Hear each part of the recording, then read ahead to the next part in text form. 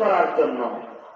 আমার উদ্দেশ্যে যদি কোনো ব্যক্তি একবার দরুদে ইব্রাহিমী পাঠ করে, আল্লাহ তাআলা খুশি হয়ে সেই ব্যক্তির উপরে 10টি রহমত নাযিল করবেন,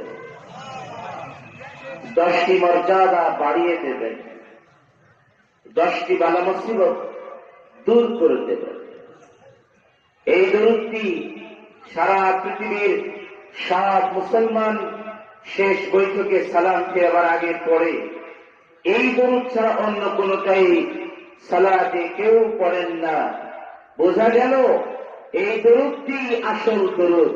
হাত তুলে একবার বলুন ঠিক কিনা। আরেকটা আসতে বলেন, পুলিশ আসতে পারে, ধরতে পারে। জবান খুলে বলুন এই দরুদটি আসল দরুদ। হাত তুলে বলি আরেকবার ঠিক কিনা।